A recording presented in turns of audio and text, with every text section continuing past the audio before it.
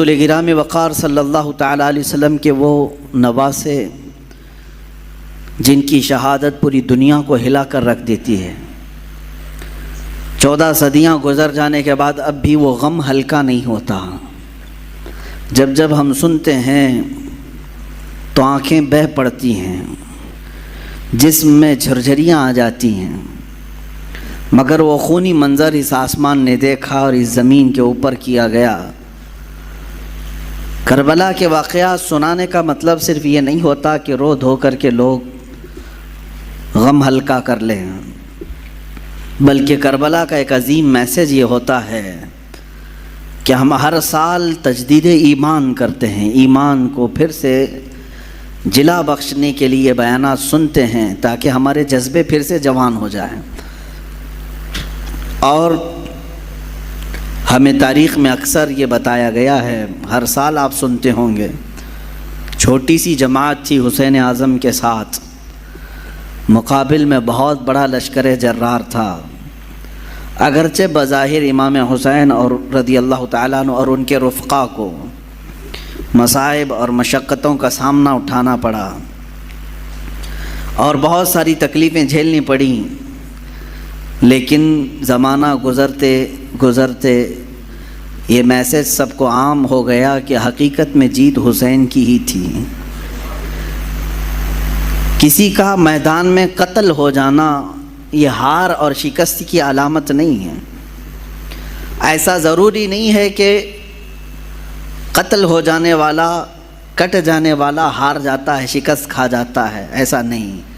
اکثر ایسا بھی ہوا ہے کہ اپنے جسم کے ٹکڑے کر جانے والا بعد میں پھر اپنی ہمیشہ کی ایک سلطنت قائم کر جاتا ہے، حکومتیں قائم کر جاتا ہے۔ اکثر ہم نے دیکھا ہے کہ جنہوں نے قربانیاں دی ہیں، قربانیوں کے بعد پھر ایک نیا دور آیا ہے اور لوگوں کو آزادی کی سانس ملی ہے۔ میں بلا تشبیہ و بلا تمثیل یہ کہوں گا، ہمارے ملک ہندوستان کو آزاد کرنے میں جن علماء اہل سنت نے اپنا خون پیش کیا، اگرچہ بظاہر انگریزوں نے انہیں پھانسی پر چڑھایا، کالا پانی بھیجا یا پھر انگاروں سے جلایا اور زخموں پر نمک چھڑکا، یہ سب کیا، تو آج کوئی یہ نہیں کہتا ہے کہ وہ مر گئے، ختم ہو گئے، کچھ حاصل نہیں ہوا، بلکہ آج بھی یہ کہا جاتا ہے کہ ان کی قربانیوں کی بدولت آج ہم آزادی کی سانس لے رہے ہیں۔ کسی کی قربانیاں رنگ لاتی ہیں، اسی لیے شاعر نے کہا تھا قتل حسین اصل میں مرگ یزید ہے، یعنی اصل میں یہ موت یزید کی ہے۔ اسلام زندہ ہوتا ہے ہر کربلا کے بعد۔ عزیزان گرامی وقار، رسول پاک صلی اللہ تعالیٰ علیہ وسلم کے اہل بیت اطہار کے بیان سے میں آگے شروع کرتا ہوں۔ کربلا کے مختصر واقعات آپ کے سامنے عرض کروں، تفصیلاً آپ سنتے آئے ہیں، مگر اب میں اپنا مزاج یہ بدلنا چاہتا ہوں کہ ہم اب تک ان واقعات کو سن کر بہت روئے ہیں، اب رلانے کا وقت بھی آنا چاہیے۔ روئے بہت ہیں، ظالموں کی ظلم کو سنتے رہے اور مظلوموں کی آہ و بکا کو دیکھتے ہوئے ہم رو تو لیے، لیکن اب جذبہ ایسا جوان ہونا چاہیے کہ ظالموں کو رونے پر ہم بھی تو مجبور کریں ہیں کہ اب تمہارے بھی رونے کا وقت آ جائے۔ یہ اہل بیت اطہار حضور اکرم صلی اللہ تعالیٰ علیہ وسلم کے اس عظیم گھرانے کو کہتے ہیں جن کی پاکی اور صفائی قرآن نے خود بیان کی۔ قرآن خود کہتا ہے انما یرید اللہ لیذھب عنکم الرجس اہل البیت ویطہرکم تطہیرا۔ اللہ تعالیٰ تمہارے گھر سے ہر طرح کی ناپاکی کو دور کرنا چاہتا ہے۔ کس کے گھر سے؟ رسول پاک صلی اللہ علیہ وسلم کے، اور آپ کی اہل بیت کو خوب صاف ستھرا کرنا چاہتا ہے، اور کیا بھی اس نے۔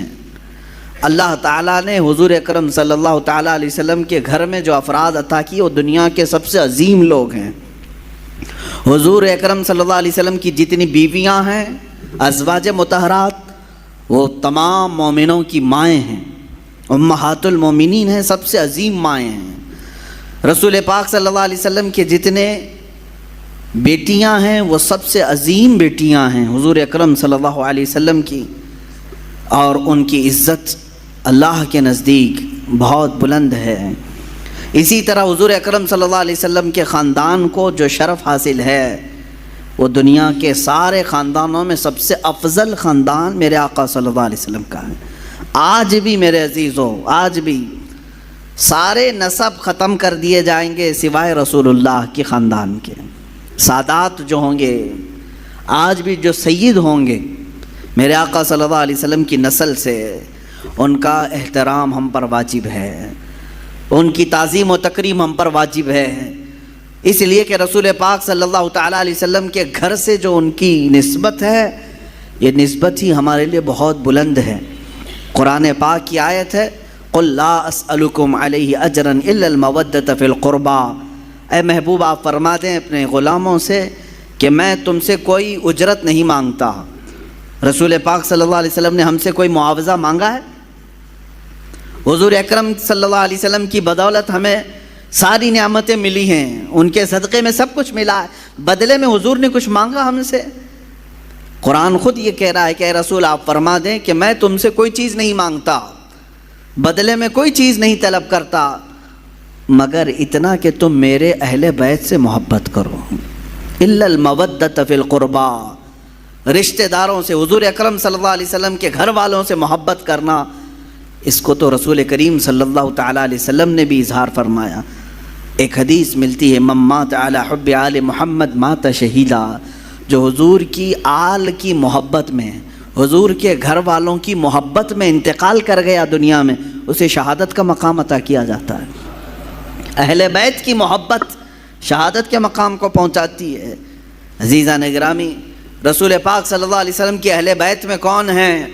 مفسرین نے الگ الگ رائے اگرچہ رکھی ہیں، لیکن زیادہ طور پر مشہور حضور اکرم صلی اللہ تعالیٰ علیہ وسلم کے اہل بیت میں آپ کی بیٹیاں، آپ کی ازواج مطہرات، یہ سب اہل بیت میں ہیں۔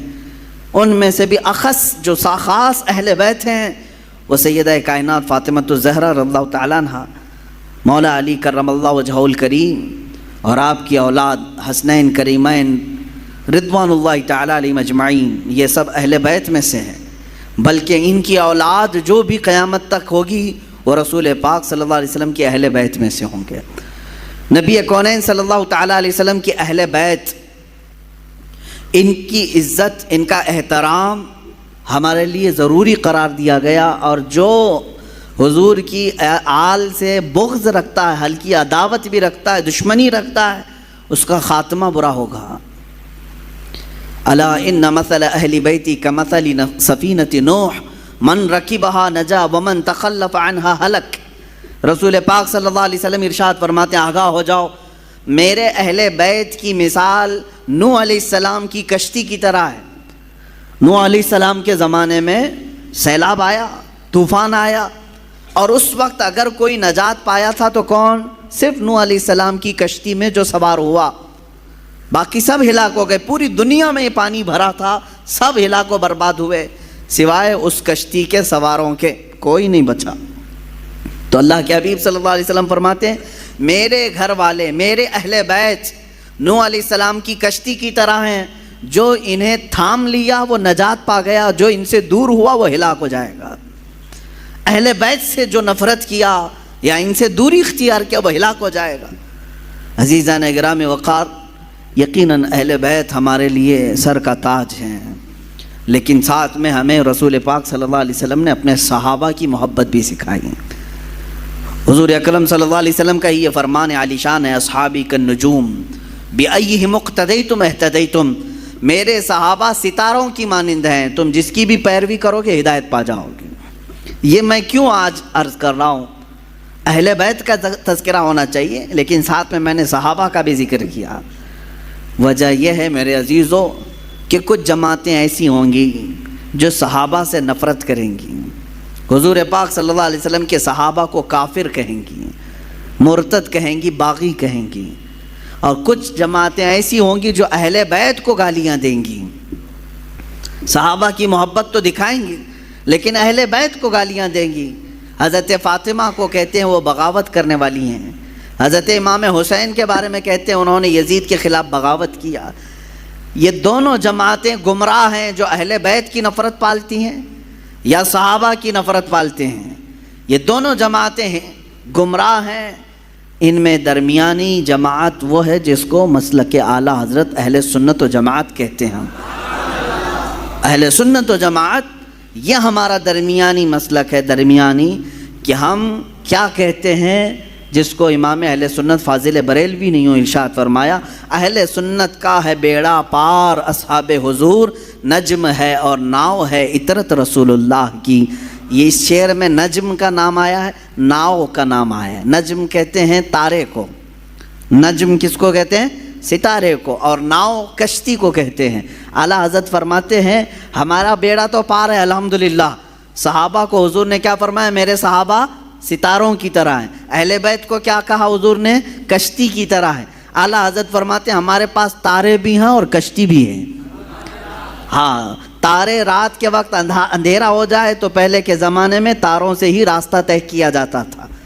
آج بھی یہ تارے اور کشتی کا کیا ملاپ ہے میں آپ کو بتاؤں. اتنی ٹیکنالوجی ترقی کر گئی پھر بھی جانتے ہیں آپ جو شپ آج سمندروں میں چلتی ہیں، جو جہاز بڑی بڑی جہاز ہیں سمندروں میں چلتی ہیں، سمندر میں وہ راستہ کہاں سے؟ کوئی روڈ بنا ہوا ہے؟ کوئی ٹریک بنی ہوئی ہے؟ کیسے وہ چلتی ہیں؟ برابر رخ کیسے لیتی ہیں؟ پورے جہاز کو، پوری کشتی کو ستاروں پر چلایا جاتا ہے. آج بھی ستاروں پر راستے طے کیے جاتے ہیں. اب ٹیکنالوجی اتنی آ گئی اور روڈ اتنے بن گئے کہ کوئی اب راستہ تلاش کرنے کے لیے تارے دیکھتا ہی نہیں. پہلے کے لوگ سفر کرنے کے لیے بھی تارے دیکھتے تھے. ہر تارے کا ایک سمت ہوتا تھا، اس طرف یمن ہے، اس طرف شام ہے، اس طرف عراق ہے. وہ راستے اسی طرح سے طے کرتے تھے. اس لیے یہ دو چیزوں کا ملاپ بیان کیا گیا. سمندر میں اگر کشتی ہے تو تاروں سے اپنا راستہ طے کرتی ہے. میرے عزیزو، ہم یہ کہتے ہیں کہ صرف تارے دیکھ کر کے چلیں اور سمندر میں چلنا چاہے تو بھی ممکن نہیں ہے، اور صرف کشتی پر بیٹھ جائیں تارے نہ دیکھیں تو بھی ممکن نہیں ہے. اسی لیے اعلیٰ حضرت نے فرمایا اہل سنت کا ہے بیڑا پار اصحاب حضور، نجم ہے اور ناؤ ہے عطرت رسول اللہ کی. اللہ کے رسول کی عطا کردہ دونوں نعمتیں ہمارے پاس ہیں. ہم صحابہ کی بھی عزت کرتے ہیں اور اہل بیت اطہار کی بھی عزت کرتے ہیں. ان دونوں میں سے کسی ایک کو بھی ہم خطا کار، گنہگار، معاذ اللہ رب العالمین، باغی، اس طرح کے الفاظ ہم ہرگز نہیں استعمال کرتے. اہل سنت کا یہ موقف رہا ہے. اب میں اہل بیت اطہار کے متعلق عرض کروں، اس میں خاص طور پر رسول پاک صلی اللہ تعالیٰ علیہ وسلم کے گھر والوں میں حسنین کریمین رضی اللہ تعالیٰ عنہما، ان کی قدر کیا تھی، ان کی عزت کیا تھی. صحابہ بھی حضور پاک صلی اللہ علیہ وسلم کے زمانے میں، حالانکہ ان کی عمر بہت کم تھی. حضرت امام حسین حضور پاک صلی اللہ علیہ وسلم کے انتقال کے وقت صرف 6 سال کے تھے. 6 سال کے تھے. حضرت حسن مجتبیٰ رضی اللہ تعالیٰ عنہ 7 سال کے تھے. بس یہ 6 اور 7 سال کی عمر تھی جب حضور کی وفات ہوئی. لیکن اتنے بچپن میں بھی صحابہ کرام کا حال یہ تھا کہ یہ اتنا ادب کرتے تھے کہ نماز کے عالم میں کبھی کبھار حضور پاک صلی اللہ علیہ وسلم امامت فرما رہے ہوتے اور یہ دونوں شہزادے پہلی صف میں آ جاتے ہیں یا مصلی کے پاس آ جاتے ہیں، آگے پیچھے چلتے ہیں تو عام بچوں کی طرح انہیں ہٹایا نہیں جاتا تھا. ان کو نہ پہلی صف سے کوئی پیچھے کرنے والا ہوتا، نہ کوئی ادھر سے ادھر کرتا. میرے عزیز و دوسروں کے بچے آئیں تو ہم ادھر ادھر کر دیں، لیکن رسول اللہ کے شہزادوں کو صف کے آگے رکھ کر کے بھی صحابہ نماز پڑھتے تھے. اس لیے کہ ان صحابہ کو معلوم تھا کہ نماز ہماری اس وقت تک کمپلیٹ نہیں ہوگی جب تک نبی اور آل نبی پر درود نہ بھیجیں. ہاں، تحیات میں بیٹھنے کے بعد تو پڑھنا ہی پڑے گا نا، اللہم صلی علی محمد وعلی آل سیدنا محمد. ہم تو کہتے ہیں اے اللہ درود بھیج محمد صلی اللہ علیہ وسلم پر اور ان کی آل پر. تو صحابہ کی نمازیں کیسی ہوتی ہوں گی جب نماز میں تحیات پر بیٹھ کر کے یہ پڑھتے ہوں گے اللہ نبی پر تو درود بھیج، تو مصلی پر نبی کو دیکھ رہے ہوں گے، اور جب آل محمد پر درود بھیجتے ہوں ان شہزادوں کو پہلی صف میں دیکھ رہے ہوتے ہوں. ان صحابہ کی نمازیں کیسی ہوتی ہوں گی. بہرحال حسنین کریمین رضوان اللہ تعالیٰ علیہما، اللہ تعالیٰ نے ان کو رسول پاک صلی اللہ تعالیٰ علیہ وسلم کے گھر میں اس طرح سے ودیعت فرمایا کہ ان کا نام بھی جنتی نام رکھا گیا. حسن اور حسین میرے آقا نے فرمایا اسما من الجنتی، یہ جنت کے ناموں میں سے ہے، جنت کے ناموں میں سے ہے. اور میرے آقا صلی اللہ علیہ وسلم اکثر امام حسین کو سونگھتے تھے. چومنا الگ چیز ہے نا، بچوں کو ہم بوسہ دیتے ہیں، چومتے ہیں. حضرت امام حسین کو حضور پاک صلی اللہ علیہ وسلم سونگھتے تھے. چومنا بھی ہوتا ہے، میرے آقا صلی اللہ علیہ وسلم سے چومنا بھی، بوسہ لینا بھی ثابت ہے، لیکن اکثر آپ ان کی گردن کے پاس اور ان کے چہرے کے پاس سونگھتے تھے. اور میرے آقا صلی اللہ علیہ وسلم فرماتے ہیں ہما ریحانتی فی الجنہ، یہ دونوں میرے لیے جنت کے ریحان پھولوں میں سے ہیں. جنت کے جس طرح ریحان پھول ہیں، اللہ تعالیٰ نے حسن و حسین رضی اللہ تعالیٰ عنہما کو جنت کے پھولوں کی طرح خوشبودار بنایا تھا. اندازہ کرو میرے عزیزو، جن شہزادوں کی خوشبو خود سید الانبیاء سونگھ رہے ہوں، تو کیا اہل بیت میں خوشبو نہیں ہوتی ہے؟ کیا رسول اللہ کے خاندان میں خوشبو نہیں ہوتی؟ یہاں پر مجھے وہ بات یاد آتی ہے، کسی نے مجھ سے کہا تھا کچھ سال پہلے، میں نے ایک واقعہ بیان کیا تھا، اعلیٰ حضرت امام احمد رضا خان فاضل بریلوی رضی اللہ تعالیٰ عنہ کے اہل بیت کا ادب کرنے کا ایک واقعہ مشہور ہے، جس کو ایک صاحب نے اعتراض کر کے کہا تھا کہ ایسا کیسا انہوں نے سونگھ لیا. سنیے، بریلی شریف میں پالکی چلتی تھی. پالکی اسٹیشن سے گھر جانا ہو، کہیں پر بھی جانا ہو تو 4 لوگ جو ہے ایک چھوٹی سی پالکی اٹھاتے تھے. جیسے اب رکشہ ہے، پہلے وہ لوگ مزدور اٹھا کر کے لے جاتے تھے. عام تھا، یہ مکہ میں بھی موجود تھا، طواف کرانے کے لیے پالکیاں ہوتی تھی، حبشی لوگ اٹھاتے تھے. بریلی میں امام اہل سنت فاضل بریلوی نے یہ کرائے کے پالکی والوں کو بلایا. اس میں 3 لوگ تھے یا 4 لوگ تھے یا جتنے بھی تھے، پالکی اٹھانے والوں نے کرایہ طے کیا، اٹھا لیا. تھوڑی دیر کے بعد اعلیٰ حضرت فاضل بریلوی رضی اللہ تعالیٰ عنہ کہنے لگے روک دو روک دو. روکا گیا، اتر گئے، کہا کہ تم میں سے کوئی سید زادہ ہے؟ پالکی اٹھانے والوں میں سے کوئی سید زادہ ہے؟ تو لوگوں نے کہا میاں تمہیں تو کرائے سے مطلب ہے، کرایہ دو اور چلو آگے، پیسے دو اور اپنا، یہ کیا ہے، سید ہے، پٹھان ہے، کوئی بھی تو اٹھائے. اعلیٰ حضرت نے کہا ہرگز نہیں، میرا یہ شیوا نہیں ہے کہ کسی سید زادے پر میں سوار ہو جاؤں. آپ نے بار بار اصرار کیا تو ان پالکی اٹھانے والوں میں ایک سید زادہ تھا. انہوں نے کہا کہ ہاں میں سید ہوں. اللہ اکبر. تھوڑی دیر ہی سوار ہوئے تھے، اعلیٰ حضرت رضی اللہ تعالیٰ عنہ ان کے ہاتھوں کو پکڑ لیا، رونے لگے. بڑی خطا ہو گئی مجھ سے، غلطی ہو گئی، میں قیامت کے دن کیا منہ دکھاؤں گا رسول پاک کو کہ احمد رضا تو میرے بیٹے کے کندھے پر سوار ہوا تھا. اور رونے لگے. اس کے بعد اتنے ہی پر نہیں، معافی مانگ کر بلکہ اس سید زادے کو پالکی پر بٹھایا اور وقت کا مجدد خود پالکی اٹھایا، خود پالکی اٹھایا اور آگے تک لے کر کے گئے اور ان کو بہت سارا نذرانہ اور ہدیہ پیش کیا اور کہا سید زادے آپ کے لیے زیب نہیں دیتا کہ آپ لوگوں کا بوجھ اٹھائیں، میں جب تک زندہ ہوں آپ کی حاجات جو بھی ہوں گی مجھ غریب خانے سے آپ لے جایا کریں. آپ کا ہی در دولت ہے، آپ کے آقا، آپ کے نانا کا دیا ہوا ہے. اس سید زادے کو اس کام سے ہمیشہ کے لیے دور کر دیا. یہ امام اہل سنت فاضل بریلوی رضی اللہ تعالیٰ عنہ کا مشہور واقعہ ہے، بیان بھی کیا جاتا ہے. کسی صاحب نے ہم سے کہا تھا کہ ایسا کیسے ان کو آ گئی تھی خوشبو، تو ہم نے یہی کہا کہ ان کی طرح عشق پیدا کرو، خوشبو آ ہی جائے گی. پیدا کرو جو گلاب کو سونگھے تو بھی کہے لب پھول، دہن پھول، زکن پھول، بدن پھول. واللہ جو مل جائے میرے گل کا پسینہ، مانگے نہ کبھی عطر نہ پھر چاہے دلہن پھول. کیا بات رضا اس چمنستان کرم کی، زہرا ہے کلی جس میں حسین و حسن پھول.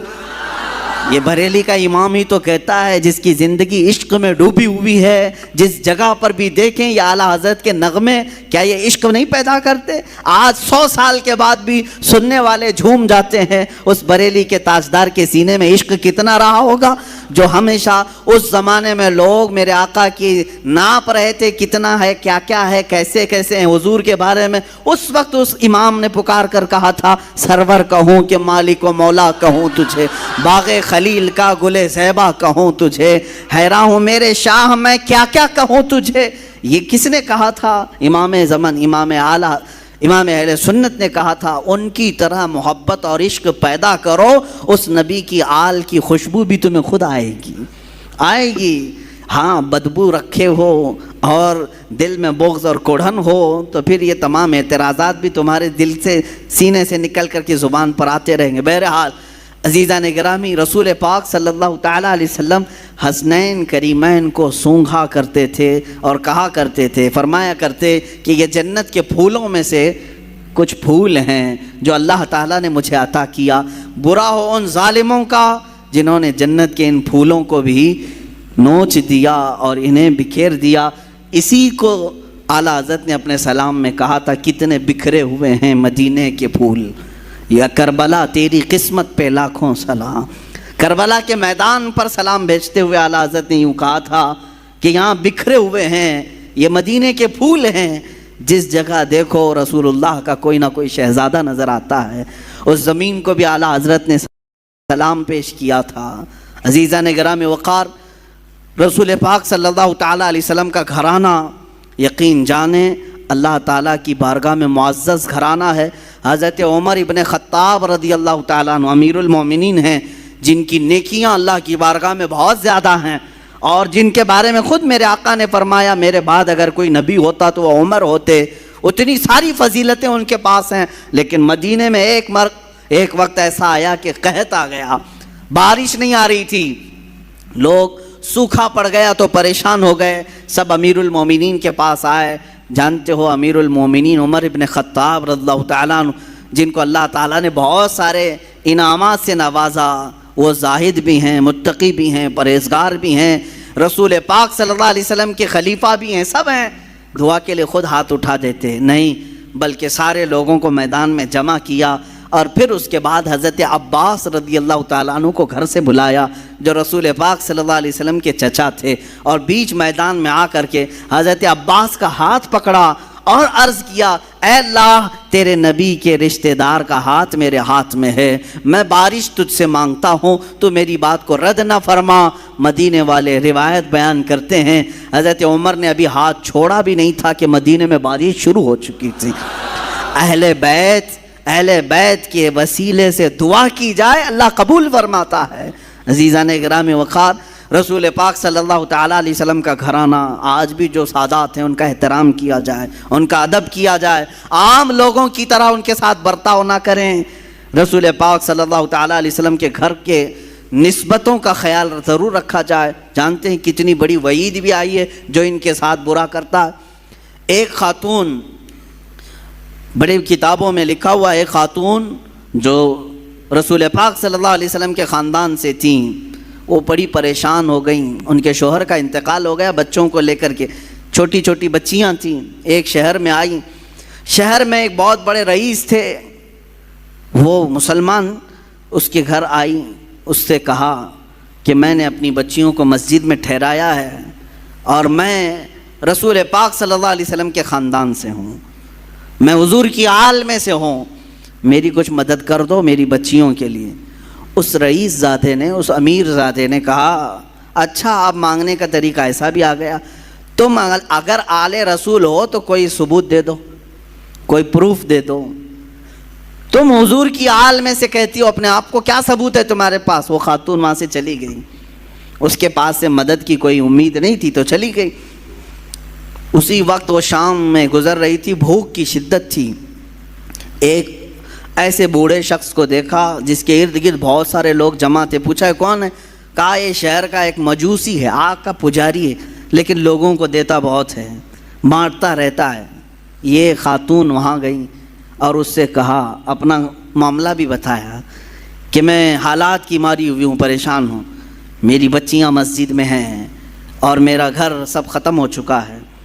تو اس مجوسی شخص نے اتنا سنا تو فوراً اپنے گھر سے عورتوں کو بلوا کر کے کہا، جاؤ اس خاتون کی بچیاں جو مسجد میں ٹھہری ہیں عزت سے انہیں لے آؤ، اپنے گھر میں مہمان بناؤ، اور یہ خاتون کہتی ہے کہ یہ محمد صلی اللہ علیہ وسلم کی آل میں سے، ان کی عزت ہونی چاہیے۔ وہ تھا مسلمان نہیں تھا، عزت کیا، گھر میں ٹھہرایا اور خاتون کو اپنے گھر مہمان بنایا، ان کی خاطر تواضع کی۔ اب سنیں، رات ہو گئی، رات کے وقت یہ جو رئیس زادہ تھا، امیر زادہ تھا، جو مسلمان تھا، اس نے خواب میں دیکھا قیامت کا منظر قائم ہے، حساب کتاب ہو رہا ہے، اور اسی وقت رسول پاک صلی اللہ علیہ وسلم تشریف لایا ہے۔ تو یہ رئیس زادہ فوراً حضور کی بارگاہ میں حاضر ہوا کہ آقا میری شفاعت فرمائیں۔ حضور پاک صلی اللہ علیہ وسلم نے فرمایا کیوں شفاعت کی جائے؟ کہا کہ آقا میں آپ کا امتی ہوں، آپ کا چاہنے والا ہوں۔ میرے آقا نے فرمایا کیا ثبوت ہے تمہارے پاس؟ میرے امتی ہونے کا کیا ثبوت ہے تمہارے پاس؟ وہاں کیا پیش کرتا؟ پروف پوچھنے والے، دلیلیں پوچھنے والے۔ حضور پاک صلی اللہ تعالیٰ علیہ وسلم نے جب یہ ارشاد فرمایا تو وہ لاجواب ہوا اور رونے لگا کہ آقا مجھ سے آپ اعراض نہ فرمائیں، مجھ سے آپ ناراض نہ ہوں۔ میرے آقا صلی اللہ علیہ وسلم نے فرمایا آج میری ایک شہزادی تیرے گھر آئی تھی، تو نے اس سے اس کے نسب کا ثبوت پوچھا تھا، اس کی مدد نہیں کیا تھا۔ اتنا حضور پاک صلی اللہ علیہ وسلم جلال میں بیان کر رہے تھے کہ اس کی آنکھ کھل گئی، دھاڑے مار کر کے رونے لگا۔ اچھا ایک چیز یہ بھی اس نے دیکھا اسی خواب میں کہ میرے آقا صلی اللہ تعالیٰ علیہ وسلم اسے جنت کی طرف دکھا رہے ہیں، اس مجوسی آدمی کے نام پر جنت میں ایک محل تیار ہے، جس کے گھر وہ عورت ٹھہری ہوئی ہے، مجوسی آگ کا پجاری ہے، لیکن اس کے نام پر جنت میں ایک محل ہے۔ تو یہ بیدار ہوا، بہت پریشان ہوا، اپنے مصاحبین کو بلایا، اپنے چاہنے والوں کو، اور کہا کہ یہ خاتون آئی تھی فلاں فلاں کہاں ٹھہری ہے، کیا یہ مجوسی اپنے گھر لے گیا ہے؟ سبوں نے تحقیق کی تو پتہ چلا ہاں اس مجوسی کے گھر ٹھہری۔ یہ دوڑا ہوا وہاں پہنچا، گیا اور اس مجوسی سے کہا کل رات جو خاتون تمہارے گھر آئی ہے برائے مہربانی اسے ہمارے گھر بھیج دو، وہ ہمارے مذہب سے ہے، ہمارے دین سے ہے، ہم اسے مہمان بنائیں گے۔ اس مجوسی نے کہا ایسا نہیں ہو سکتا۔ اس رئیس زادے نے کہا 1000 درہم میں تجھے تحفے میں دیتا ہوں، قبول کر لے۔ اس مجوسی نے کہا اس کا 10 گنا بھی دو تو میں اس مہمان کو تمہارے حوالے نہیں کروں گا۔ اس مجوسی نے اتنا اصرار کیا تو یہ پوچھنے لگا آخر اس عورت میں کیا ہے؟ کہا جو تو خواب دیکھ کر آیا ہے وہ سچ خواب دیکھ کے آیا ہے۔ کل جب وہ خاتون ہمارے گھر آئی، ہم رات کے وقت سوئے تھے، خواب میں رسول پاک صلی اللہ علیہ وسلم تشریف لائے، مجھے اور میرے پورے گھر والوں کو میرے آقا نے خود کلمہ پڑھایا۔ ہم اب مجوسی نہیں ہیں، ہم اہل ایمان میں سے ہیں۔ رسول پاک صلی اللہ علیہ وسلم نے ان کی آل میں سے ان کی ایک شہزادی کی عزت پر اتنا بڑا انعام دیا کہ ہمیں دائرہ ایمان میں لایا، اور پھر میرے آقا نے اشارہ کر کے بتایا کہ اے فلاں کل تو اٹھے گا تو جنت میں مولا تیرے لیے فلاں محل تیار رکھے گا۔ میرے آقا کی یہ بشارت میں نے سنی اور تجھے بھٹکارتے ہوئے بھی میں نے خواب میں سنا، تو نے جو دیکھا وہ سچ دیکھا ہے۔ عزیزہ نے گرامی وقار وہ روتے گڑ گڑاتے واپس چلا آیا۔ زندگی کی کوئی اگر کمائی تھی تو اس نے سوچا کہ سب لگا کر کے حاصل کر لوں، مگر اہل بیت کا احترام نہ کرنے کی وجہ سے ساری اس کی کمائی، ساری عبادتیں ایک طرف رہ گئی، اور آگ کا پجاری بازی لے گیا صرف اہل بیت کی عزت اور احترام کرنے کی وجہ سے۔ آج میں اس واقعے سے اتنا ضرور عرض کروں گا کہ اہل بیت میں سے جو کوئی بھی ہوں، وہ اگر خستہ حال نظر آتے ہیں، اگر پٹے پرانے کپڑوں میں ہیں، وہ حالات اور گردش حالات کے پیش نظر ان کی کمائی اور ان کے فلاں چیزوں پر اگر کوئی اثر پڑ بھی گیا ہو تو میرے عزیزو ہرگز یہ مت سمجھنا کہ یہ بکھرے ہوئے لوگ ہیں، ٹوٹے ہوئے لوگ ہیں، نہیں، بلکہ رسول اللہ سے اگر ان کا رشتہ ہے تو وہ ہمارے سروں کے تاج ہیں۔ وہ چاہے جس کونے میں بیٹھے ہوں، یہ ضروری نہیں کہ سید ہو تو بہت اعلیٰ قسم کے محل میں رہتا ہو، بہت اعلیٰ قسم کے لباس پہنتا ہو، بہت اعلیٰ قسم کی گاڑیوں میں چلتا ہو، ضروری نہیں۔ کبھی سید زیادہ غریب بھی ہو سکتا ہے، وہ فقر و فاقہ کو پسند کرنے والا سید زیادہ بھی ہو سکتا ہے۔ لہٰذا اس بات کا ہمیشہ خیال رکھا جائے کہ سید زادوں کا احترام ملحوظ نظر رہے، ورنہ ہمارا یہ کمایا ہوا عبادتوں کا خزانہ بھی ضائع ہو سکتا ہے۔ اب آئیں، یہ تو بعد میں آنے والے اہل بیت کے احترام اور عزت کی باتیں ہیں، ان کے متعلق یہ واقعات ہیں، لیکن خود رسول پاک کے جو شہزادے ہیں، میرے آقا صلی اللہ علیہ وسلم نے جن کی پرورش خود کی ہے، جن کے بوسے خود میرے آقا نے لیے، وہ حسن مجتبیٰ اور حسین اعظم رضی اللہ تعالیٰ عنہما، ان کی کتنی عزت اور ان کا کتنا احترام ہونا چاہیے۔ میرے آقا صلی اللہ علیہ وسلم دونوں شہزادوں کو کندھوں پر سوار کر کے مدینے لے جایا کرتے تھے۔ اکثر باہر جاتے تو دونوں شہزادے کندھوں پر سوار ہوتے۔ ایک صحابی نے ایک مرتبہ یہ دیکھ کر مسکرایا اور کہا، اے شہزادوں، کیا تمہاری قسمت ہے کہ سواری پائی بھی تو کیسی سواری پائی، کیسی سواری پائی؟ کائنات کا آقا و مولا رسول پاک صلی اللہ علیہ وسلم کے کندھے تمہیں میسر ہیں۔ اتنی تعریف پر میرے آقا صلی اللہ علیہ وسلم یوں نہیں فرماتے کہ تم صحیح کہہ رہے ہو، بلکہ میرے آقا یوں فرماتے، یہ کیوں نہیں کہتے کہ سوار بھی کتنے اچھے ہیں؟ سواری کی تم نے تعریف کی تو سوار کی بھی تعریف کرو کہ وہ بھی جنتی جوانوں کے سردار ہیں۔ میرے عزیزو، میرے آقا صلی اللہ علیہ وسلم نے فرمایا، من احب حسینن، جس نے حسین سے محبت کیا اس نے مجھ سے محبت کیا۔ اور میرے آقا صلی اللہ علیہ وسلم کی ایک حدیث یہ بھی ہے کہ انا من الحسین و حسین منی و انا من حسین، حسین مجھ سے ہے اور میں حسین سے ہوں۔ یہ کیسی بات ہے؟ حسین مجھ سے ہیں اور میں حسین سے ہوں۔ ایک جملہ تو اس میں سمجھ میں آتا ہے، حسین مجھ سے ہیں۔ حضور نے فرمایا یقیناً اولاد باپ سے ہی ہوتی ہے، اولاد اس کے دادا نانا سے ہی ہوتی ہے۔ میرے آقا صلی اللہ علیہ وسلم کا یہ فرمان سب کو معلوم ہوگا۔ حضور نے فرمایا حسین مجھ سے ہیں۔ یقیناً حضرت فاطمہ حضور کی بیٹی ہیں اور حضرت امام حسین حضرت فاطمہ کے لخت جگر ہیں، تو حسین حضور سے ہیں۔ لیکن جو دوسرا جملہ ہے، میرے آقا نے فرمایا میں حسین سے ہوں، یہ کیسے؟ میں حسین سے ہوں؟ بھلا کوئی نانا اپنے نواسے سے ہو سکتا ہے؟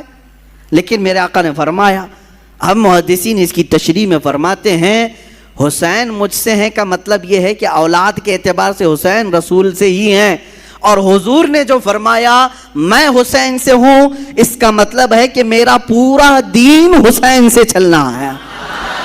اسی کی تشریح کرتے ہوئے امام الہند سلطان الاولیاء غریب نواز نے فرمایا تھا، شاہ است حسین بادشاہ است حسین، دین است حسین دین پناہ است حسین، سرداد نداد دست در دست یزید، حقا کے بنائے لا الہ است حسین۔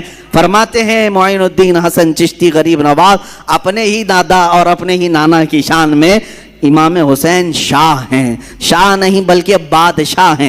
شاہ میں اور بادشاہ میں فرق سمجھ میں آتا ہے؟ ویسے تو سب لوگ کہتے ہوں گے فلاں شاہ ہے فلاں بادشاہ ہے، دونوں میں فرق ہے۔ شاہ جو ہے سلطان کو کہتے ہیں، اور بادشاہ کنگ میکر کو کہتے ہیں، جو بادشاہ بناتا ہے، جو شاہ بناتا ہے اس کو بادشاہ کہا جاتا ہے۔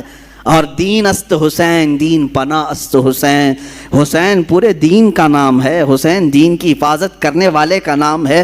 اپنا سر دے دیا، ہاتھ یزید کے ہاتھ میں نہیں دیا۔ حق تو یہ ہے کہ لا الہ کی جڑ کا نام حسین ہے۔ اب سمجھ میں آیا حضور حسین سے کیسے ہے؟ حضور حسین سے کیسے ہیں؟ رسول پاک صلی اللہ علیہ وسلم کا دین حسین سے ہے۔ جو حسین پاک سے نفرت کیا، بغاوت کیا، وہ دین سے نکلنے والوں میں سے ہے، خارج ہونے والوں میں سے ہے، میرے آقا صلی اللہ علیہ وسلم کو ایذا دینے والوں میں سے ہے۔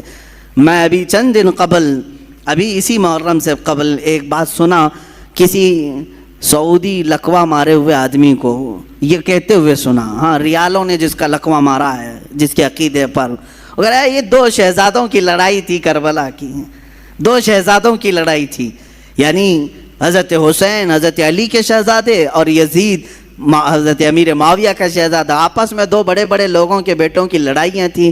اس بیوقوف کو معلوم کہاں ہے، کہاں کس کو شہزادہ کر رہا ہے، کس کو شہزادہ کہہ رہا ہے۔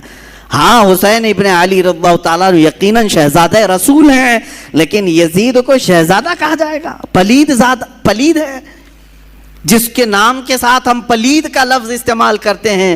یہ شہزادوں کی لڑائیاں نہیں تھی، حق و باطل کی لڑائی تھی، حق و باطل کی لڑائی تھی، اور نہ ہی 2 خاندانوں کی لڑائی تھی، اور نہ ہی یہ سیاست کا معاملہ تھا، جیسے آج کچھ لوگ یہ بھی پیش کرنا چاہتے ہیں۔ جیسے پہلے یہ جوکر نائک کہتا تھا کہ یہ سیاست کا معاملہ تھا، یہ سیاسی معاملات تھے جس کی وجہ سے یہ لڑائیاں ہو گئی۔ ان کو ایسا لگتا ہے کہ سیاست اس وقت ایسی ہی تھی جیسے الیکشن کے لیے، ووٹنگ کے لیے جگہ جگہ گھومنا پڑے۔ ارے حسین اعظم ہے، حسین اعظم ہے، رسول اللہ کے نواسے ہیں۔ اللہ تعالیٰ نے ان کو اتنی طاقت و قوت عطا کی تھی، وہ چاہتے تو پوری دنیا پر اپنی حکمرانی قائم کر لیتے. انہوں نے میرے آقا کے فقر و فاقے کو پسند کیا. اگر ان کو حکومت ہی پیاری تھی اور سیاست ہی کرنا تھا تو اپنے باپ کے انتقال کے بعد فوراً کھڑے ہو جاتے. حضرت امیر معاویہ 20 سال تک خلیفہ رہے, تب تک امام حسین نے نہیں مطالبہ کیا. اگر ان کو یہی سب شوق تھا بادشاہت کا, سیاست کا, تو وہ تو حضرت علی کے بیٹے تھے. خلافت حضرت علی کے بعد ختم ہو رہی تھی تو وہ دعویٰ کر سکتے تھے کہ میرے باپ کی خلافت اب مجھے آئے. نہیں دعویٰ کیا کبھی. یہاں سے بات سمجھ میں آتی ہے 20 سال کے بعد اگر وہ مدینے سے اٹھ رہے ہیں تو صرف اس بات پر اٹھ رہے ہیں کہ نبی کونین کے دین پر کوئی غدار اور فاسق و فاجر کرسی نہ بچھا سکے. اور آج تک میرے عزیزوں اس کا اثر دیکھنے کو ملتا ہے. حسین اعظم کا ایک مرتبہ کھڑا ہو جانا اس زمانے میں, اس کا اثر آج تک دکھتا ہے. مجھے بتاؤ کس مسجد کے امام کو آپ چور رکھتے ہیں؟ چور ڈکیت ہو, لفنگا ہو, اناڑی ہو, ٹپوری ہو, جس طرح کا بھی ہو, اسے امام بناتے ہیں آپ؟ کیوں نہیں بناتے؟ بزنس تو کرتے ہیں, سب کچھ کرتے ہیں ایسے لوگوں کے ساتھ, لیکن مصلے پر آپ ہر چیز دیکھتے ہیں. داڑھی پوری ہے کہ نہیں, کپڑے صحیح ہے کہ نہیں, داغ تو نہیں لگے اس کو. ہاں, اور اگر یہ امام کہیں ادھر ادھر کس سے مل رہا ہے کس سے نہیں مل رہا ہے یہ تک آپ نظر رکھتے ہیں. اچھی بات ہے, نظر رکھتے ہیں, ٹھیک ہے. امام کے پیچھے پڑے رہتے ہیں, کیوں؟ اس کی وجہ یہی ہے کہ آپ اپنا امام ویسا ہی دیکھنا چاہتے ہیں جیسے امام حسین نے تصور دیا ہے. ہم حسینی ہیں الحمدللہ. یزید کو آپ نے امام تسلیم اسی لیے نہیں کیا کہ اگر رسول اللہ کے نواسے نے اس وقت اس کو امیر المومنین کہہ دیا ہوتا تو پھر قیامت تک آنے والے سب لوگ یہ دلیل بناتے رسول اللہ کے نواسے نے جب ایک فاسق و فاجر کو امام بنایا تھا تو ہماری مسجدوں کا امام چور ہو جائے تو کیا فرق پڑتا ہے؟ لوگ دلیل بنا سکتے.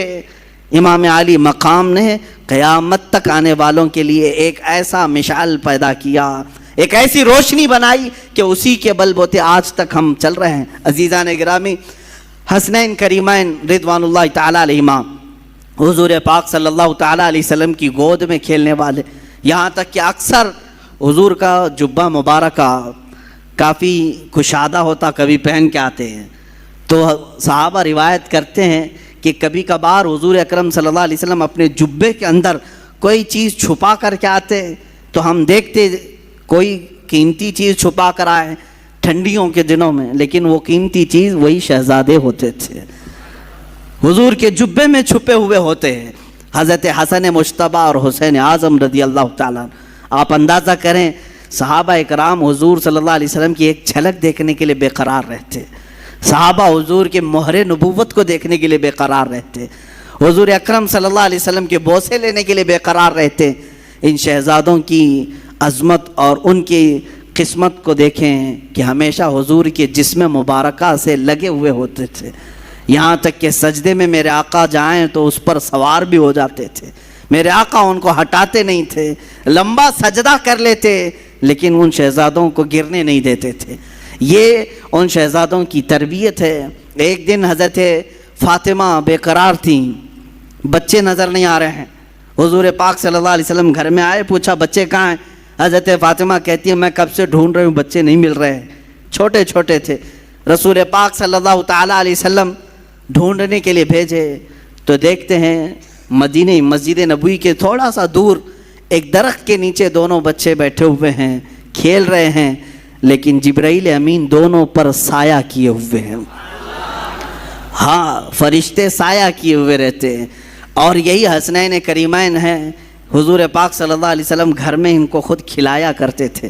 بچوں کے ساتھ اگر کھیلنا حضور کا ثابت ہے تو ان شہزادوں کے ساتھ ہے. کشتی لڑا رہے ہوتے حضور پاک صلی اللہ علیہ وسلم, حضرت حسن اور حسین کی کشتی لڑا رہے ہیں. ہوتا ہے گھروں میں دو بچوں کی کشتی لگاتے ہیں, تو حضور صلی اللہ علیہ وسلم کس کی سائیڈ لے رہے تھے؟ حضرت امام حسن کی سائیڈ لے رہے تھے. وہ بڑے تھے اور حضرت حسن کو کہتے تھے حسن تم حسین کو یہاں سے پکڑو, ادھر سے پکڑو, ادھر سے پکڑو, جیسے ہم بچوں کو کشتی لڑواتے ہیں. میرے آقا صلی اللہ علیہ وسلم جب اس طرح کا مقابلہ کروا رہے تھے, حضرت فاطمہ گھر میں سے کہتی ہیں ابا جان یہ کیسی بات ہے, آپ بڑے کی سائیڈ لے رہے ہیں. حسن بڑے ہیں آپ ان کی سائڈ لے رہے ہیں، حسین چھوٹا ہے۔ حضور پاک فرماتے ہیں فاطمہ تم نہیں دیکھتی حسین کی طرف سے جبرائیل ہیں، جبرائیل ان سے کہہ رہے ہیں کہ حسن کو یہاں سے پکڑو، حسن کو یہاں سے پکڑو۔ اللہ اللہ، یہ شہزادے وہ ہیں جن میں سے ایک کو سید الانبیاء سپورٹ کر رہا ہے، دوسرے کو سید الملائکہ سپورٹ کر رہا ہے۔ اور وہ گھرانہ کیسا جس کے بارے میں امام زمن کہتے ہیں بے اجازت ان کے گھر میں جبرائیل آتے نہیں، قدر والے جانتے ہیں عز و شان اہل بیت، یہ رسول اللہ کے گھر والوں کی، اور ان کو کبھی ناراض کرنا میرے آقا کو ہرگز پسند نہیں تھا۔ حضور پاک صلی اللہ تعالیٰ علیہ وسلم کبھی ان دونوں بچوں کو ناراض ہونے نہیں دینا چاہتے۔ اس سے آپ اندازہ لگا سکتے ہیں کہ امام حسین جب پیدا ہوئے ہیں اسی وقت میرے آقا صلی اللہ علیہ وسلم کے گھر میں حضرت ابراہیم کی ولادت ہوئی تھی۔ حضور کے اپنے بیٹے بی بی ماریہ قبطیہ سے حضور کے بیٹے پیدا ہوئے، ان کی عمر 6 مہینے کی ہو گئی تھی، اور حضرت فاطمہ کے گھر میں امام حسین پیدا ہوئے۔ آگے پیچھے تھوڑی سی ایک وقت ایسا آیا کہ حضور اپنے بیٹے کو لے کر بیٹھے ہیں۔ بیٹا کتنا عزیز ہوتا ہے، بیٹا اپنا بیٹا، 2 بیٹے پہلے حضور کے انتقال کر چکے تھے، یہ تیسرے بیٹے تھے حضرت ابراہیم، اور حضرت فاطمہ کے بیٹے حسین دونوں کو چوم رہے تھے۔ جبرائیل آئے، کہا آقا اللہ تعالیٰ کی منشا یہ ہے کہ ان دونوں میں سے کسی ایک ہی کو آپ رکھ سکتے ہیں۔ اللہ اکبر، چنو تو کس کو چنو؟ ایک طرف بیٹا ہے اور ایک طرف نواسا ہے۔ میرے آقا صلی اللہ تعالیٰ علیہ وسلم نے دونوں کی طرف دیکھا اور جبرائیل سے کہا اے جبرائیل حسین کو میں منتخب کرتا ہوں، اپنے بیٹے کو جس پر وار دیا، رسول پاک صلی اللہ علیہ وسلم نے اپنے بیٹے کو جن پر قربان کیا، اس حسین اعظم کا ہم تذکرہ کرنے چلے ہیں۔ میرے آقا صلی اللہ تعالیٰ علیہ وسلم نے جن کا حد درجے خیال کیا، نمازوں میں، گھروں میں اور ہر جگہ، یہاں تک کہ اگر میرے آقا صلی اللہ علیہ وسلم کسی گھر دعوت میں گئے، کھانا وہاں پر رکھا گیا ہے تو پہلے کوئی چیز منگواتے اور آدھا اس میں سے کر کے کہتے لے جاؤ فاطمہ کے گھر دے آؤ، ان کے گھر میں فاقہ ہے۔ اپنے شہزادوں کا خیال فرماتے، اپنے نواسوں کا خیال فرماتے۔ عزیزان گرامی، یہی وہ اہل بیت ہیں جن کی شان میں قرآن کی کئی آیتیں نازل ہوئیں۔ وَيُطْعِمُونَ الطَّعَامَ عَلَىٰ حُبِّهِ مِسْكِينًا وَيَتِيمًا وَأَسِيرًا، یہ آیت ہے سورہ دہر کی 29ویں پارے میں۔ ہوا یہ تھا کہ حضرت فاطمہ کی کنیز فضہ، انہوں نے منت مانگی تھی، دونوں شہزادے بہت بیمار تھے کہ اگر یہ صحیح ہو جائیں تو ہم 3 روزے رکھیں گے، اگر یہ صحیح ہو گئے تو 3 روزے رکھیں گے گھر والے۔ بچے صحیح ہو گئے، روزہ رکھا سارے لوگوں نے مل کر، مولا علی کرم اللہ وجہہ الکریم، حضرت فاطمہ اور یہ کنیز فضہ اور 2 شہزادے۔ حضرت علی کی کمائی 2 درہم کی تھی، باغیچے سے خدمت کے بعد 2 درہم لاتے جس سے اتنا آٹا آتا کہ 5 روٹیاں بن سکتی تھیں۔ یہ اہل بیت کا گھرانہ ہے۔ افطار میں روٹیاں بنی، شام کے وقت کسی فقیر نے آواز دی، ایک مسکین آیا، فقیر آیا، کہا میں نے سنا ہے کہ یہ رسول اللہ کے گھر والے ہیں، یہ اہل بیت ہیں، میں بہت بھوکا ہوں، مجھے کھلا دیا جائے۔ حضرت فاطمہ نے 5 روٹیاں اٹھا کر دی تھیں، پانی پی کر کے ان لوگوں نے افطار کیا، دوسرا بھی روزہ رکھا۔ دوسرے دن حضرت علی پھر آٹا لے آئے، 5 روٹیاں بنائیں۔ آج کے دن ایک یتیم بچہ آیا افطاری کے وقت میں، اس نے بھی وہی آواز اٹھائی، حضرت فاطمہ نے وہ 5 روٹیاں اٹھا کر اس یتیم کو کھلایا۔ آج پھر پانی سے افطار کیا، تیسرا روزہ تھا۔